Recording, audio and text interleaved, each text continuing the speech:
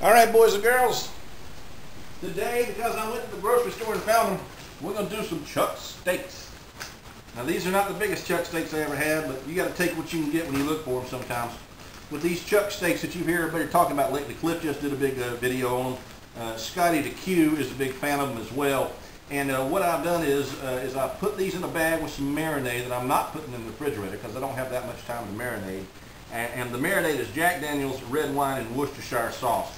I just eyeball it. Sometimes it comes out good, sometimes it comes out not so good. But one of these days I'll take the time to figure out how much it is. But it's not a hard recipe to play with. What you want to do is put this over some screaming hot coals, let that alcohol burn off anyway, get you some of that good char on the outside. Not going to put any dry seasoning on it until it's already cooked. I'm also going to baste this with a mixture of butter and bacon grease. Son, butter and bacon grease, based with that, it makes everything good.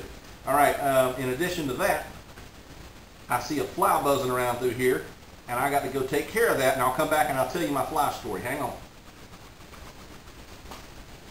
Non-union fly. All right, let's talk about the fly swatter. Last time I told you I had this electric fly swatter that I really liked, and it broke.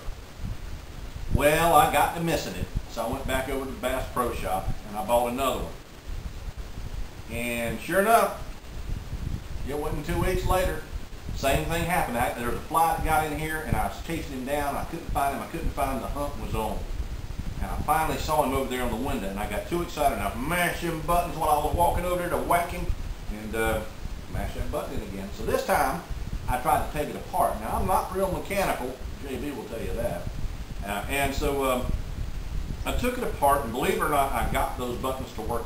But it was real tricky getting that thing back on there because they would want to come out. They won't come out. I had to get that down and get the screws in. So I got it down, mashed in there. The buttons were still working. A little light came on and everything. And I realized at that point that the neck of it was too far out. It was just a flopping around. So rather than try again, I went and got some duct tape, and I duct taped that neck straight. Mashed them buttons in, and it worked for about 3 flies. And now it don't work no more. There was a fly in here today. You saw it, or you heard me talking about it. And I caught him. I went after him anyway, even though it don't work. And I seen him on the wall, and I just walked over there and just smack! It works good without power too. I don't know how long it'll last that way. We're gonna take a little break. We're waiting on the sun to go down on that side of the building. That way, back there where the grills are, won't be so dang hot.